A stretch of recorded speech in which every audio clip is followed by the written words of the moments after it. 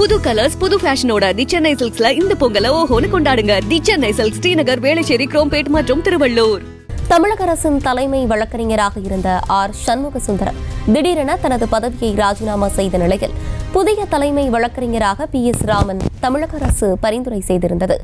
ஆனால் தற்போது வரை சண்முக சுந்தரன் ராஜினாமாவையும் PS ராமனின் நியமனத்தையும் ஆளுநர் RN ரவி ஏற்கவில்லை என தகவல் வெளியாகியிருக்கிறது.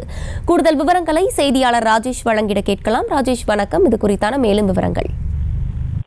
அர்ச்சனி வணக்கம். சில தினங்களுக்கு முன்பு தமிழக அரசினுடைய தலைமை வழக்கறிஞர் சண்முக சுந்தரம் திடீரென்று ராஜினாமா செய்திருந்தார். அவருடைய ராஜினாமா கடிதம் தமிழக அரசிடம் கொடுக்கப்பட்டிருந்தது.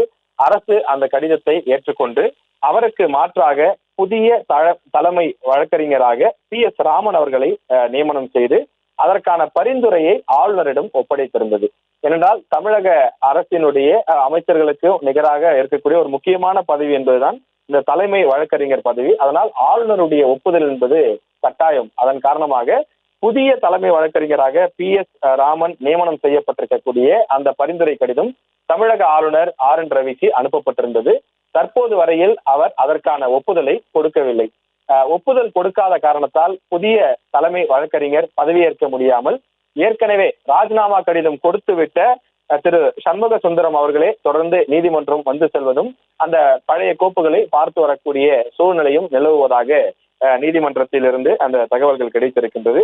குறிப்பாக நேற்றைய தினமே அந்த புதிய வழக்கறிஞர் தலைமை வழக்கறிஞர் நியமனம் செய்யப்படுவார் என்ற தகவல் வெளியாகி இருந்தது. அவர் பதவியேற்று கொள்வார் என்றும் நீதிமன்ற வளாகத்தில் அந்த வட்டாரங்கள் தகவல்கள் பரவியிருந்தது.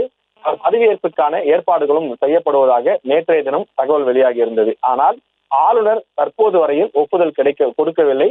அதன் காரணமாக PS ராமன் அவர்கள் தற்போது வரை அந்த பதவியேற்க முடியாத சூழல் உள்ளது. இது தொடர்பாக ஆளுநர் மாளிகையில் நாம் விசாரித்த போது நமக்கு கிடைத்த தகவல் என்னவென்றால், ஏற்கனவே தலைமை வழக்கறிஞராக இருந்த திரு சண்முக சுந்தரம் திடீரென்று ராஜினாமா செய்தது ஏன், அவர் நேரில் வந்து அதற்கான விளக்கத்தை தர வேண்டும் என்று ஆளுநர் மாளிகையிலிருந்து அழைப்பு விடுத்திருப்பதாகவும், ஆனால் தற்போது வரையில் திரு சண்முக சுந்தரம் அவர்கள் ஆளுநர் மாளிகைக்கு சென்று ஆளுநரை நேரில் சந்தித்து விளக்கம் தரவில்லை என்றும் கூறப்படுகிறது. எனவே பழைய ராஜினாமா செய்துவிட்ட திரு வழக்கறிஞர் சண்முக சுந்தரம் அவர்கள் என்ன காரணத்திற்காக ராஜினாமா செய்தார் என்பதை தெளிவுபடுத்தினால், அந்த காரணம் ஏற்புடையதாக இருந்தால் புதிய தலைமை வழக்கறிஞராக திரு PS ராமன் அவர்களை நியமனம் செய்வதற்கு ஒப்புதல் அளிக்க தயாராக இருப்பதாக ஆளுநர் மாளிகை வட்டாரங்கள் தெரிவிக்கின்றன. எனவே நேற்றைய தினம் சேலம் சென்றிருந்த ஆளுநர் இன்றைய தினம் சென்னை திரும்பி இருக்கக்கூடிய நிலையில இதுவரையில் ஒப்புதல் அளிக்காத காரணத்தால் ராஜினாமா செய்த திரு சண்முக சுந்தரம் அவர்களே தொடர்ந்து தன்னுடைய பணிகளை கவனித்து வருகின்றார்.